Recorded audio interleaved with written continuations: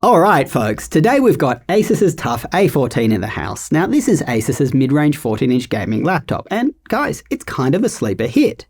Its positives are that it gets a lot of performance out of its mid-range components. It's also very light and portable with fantastic battery life. In fact, it is the only Windows laptop with a dedicated GPU to last longer than a MacBook Pro 14, at least in office tasks. It also offers better value for your money than Asus's own more premium Zephyrus G14. And compared to that laptop, the TUF is just much cooler to the touch and more comfortable to use in every use case. In fact, if you're talking about heat you feel, which is a major issue in 14-inch gaming laptops, the TUF, it is the most comfortable of any we've tested. Now, as with all laptops, there are negatives. Its CPU has been downgraded this year from a Ryzen 9 Zen 5 chip to a Ryzen 7 one. It's not the end of the world, guys, as it still performs well enough to support the components inside this laptop. And the Ryzen 7 processor, it likely helps this laptop achieve its incredible battery life. But our biggest frustration with the TUF is its price. Asus has significantly jacked it up from $1,400 to $1,700. Look, this is really disappointing given the TUF, it's supposed to be their more affordable line of gaming laptops, and its build quality, it certainly aligns to that. Anyway, the TUF is a great choice for students, coders, or anyone who wants a lot of performance while on the go and just doesn't want the annoyances you normally get with such a laptop, a warm-filling chassis and poor battery life. So, with that said, here's Sierra with our full review, and then I'll be back at the end to talk about how it stacks up versus its competitors. Thanks, Josh. Let's start by going over how the CPU has changed this year. Specifically, Asus lowered the TUF A14 specs down to a Ryzen 7 processor from their newer Kraken Point range, instead of their higher-powered Ryzen 9 they used last year. In single-core, this doesn't make a huge difference, but in multi-core, it definitely does. We see a nearly 20% drop in Cinebench when running these laptops on their highest performance modes. It also now lags behind the newer Arrow Lake processor in the Omen Transcend, which is another 14-inch gaming laptop that directly competes with the A14. The TUF does draw around 20% less power than last year's chip, so the change does make sense in that regard. It also keeps its CPU much cooler than last year, which is nice to see for thermals. This brings us to a positive of this laptop's CPU. Heat and fan noise on the new version is much improved during CPU-only tasks, a full 10 degrees cooler on the keyboard deck than Asus's own Zephyrus G14 with Ryzen 9. Awesome improvement, and it beats out HP's Omen Transcend here as well. Its fan noise is worse than that one and about the same as last year, but this is pretty common on gaming laptops. Moving over to GPU and gaming performance, starting with the TimeSpy benchmark, we see the TUF's higher wattage 5060 basically tie with the Omen Transcend's under-watted 5070 here. Its GPU score is actually better, but its CPU holds it back a bit. What's a little disappointing is that the A14 is only seeing about a 10% increase from last year. Looking at Port Royal, a ray tracing benchmark, the new A14 pulls ahead a bit more compared to last year's model. We usually see these 50 series GPUs do very well in ray tracing. These trends continue when we check out our actual gaming benchmarks. First, in Cyberpunk with DLSS upscaling and frame generation on, the A14 gets a great result for average FPS, while falling behind in 1% lows. When we turn frame generation off, the results are still decent, and the 1% lows actually go up a little bit. In both Cyberpunk tests, the TUF A14 beats out last year's model. Looking at Forza Next, the TUF now beats out the Strix G16 by a hair and maintains a comfortable 60 FPS for 1% lows. Unfortunately, the Transcend pulls ahead here. Lastly, in Final Fantasy XIV's Dawntrail benchmark, the A14 doesn't do great. This is a more CPU-intensive game, so its worst CPU must come back to bite it here. It barely edges out last year's model. For creative tasks, we use Puget's benchmarking suite. Starting with Premiere Pro, we see a solid improvement over last year, and it does better than the Transcend here by a little bit. The similarly priced Predator Helios Neo 16S does the best here with its 5070 Ti. In DaVinci Resolve, it's a similar story. It is a bigger step up from last year's model here, though. When looking at thermals during gaming, we use Forza to push the laptop. Here we see the TUF continues to stay cooler than last year's model by a slight margin. The Strix G16 continues to have the best cooling solution we've seen in a mid-range gaming laptop this year, but it is much larger than the TUF. The TUF's cooling solution is still impressive, especially when compared to the more expensive Zephyrus G14's hot metal chassis. This would be a huge reason to get the TUF over the Zephyrus if heat matters to you. For fan noise, the TUF still gets loud here, but not above average for this class of laptop. Which begs the question, what if you don't want to run the laptop in its highest performance mode all the time? That's why we do a breakdown, so you can get an idea of which modes might be more comfortable for your use case. Starting in gaming, it looks like if you don't mind a little more warmth, the performance mode gets very similar results for less fan noise. The GPU draws less wattage, but it only drops by 4 FPS. Silent mode is probably not playable for more intensive games, but could be fine for lighter titles.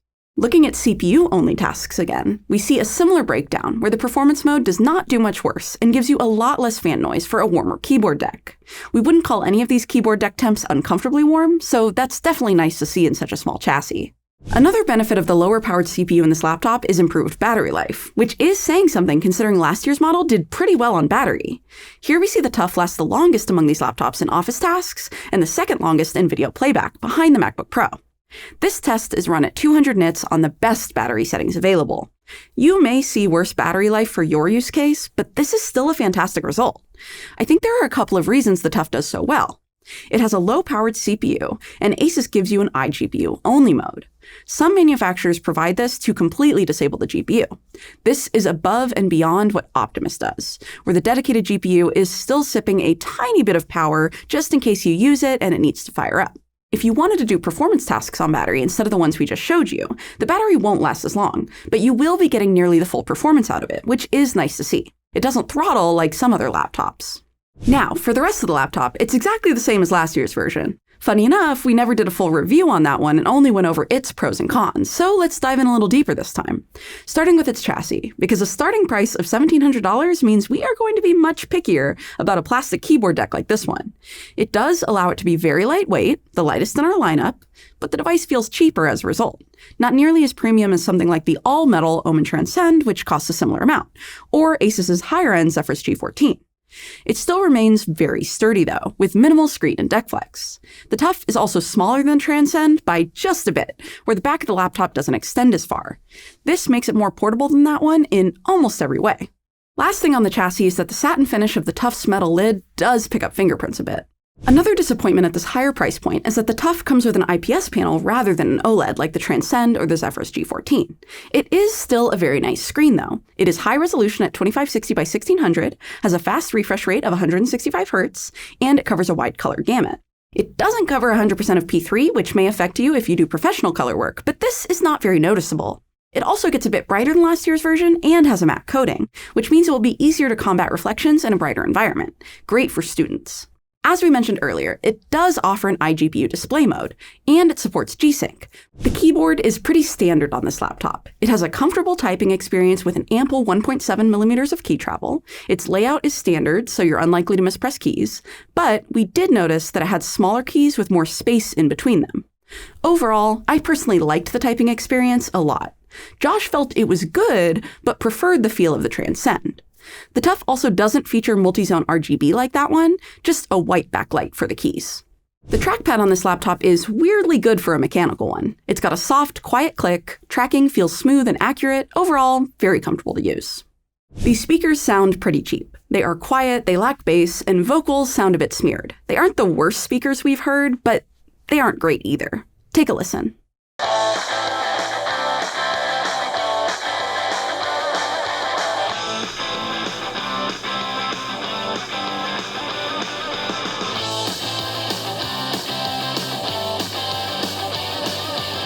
Here's how the webcam looks and sounds in studio lighting on the TUF A14. It is 1080p and it does feature IR for Windows Hello.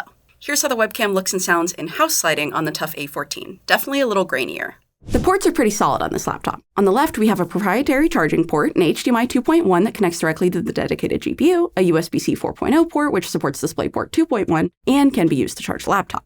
Just make sure you use a 20-volt USB-C charger. It also has USB-A 10 gigabit and a headphone mic combo jack on the left side.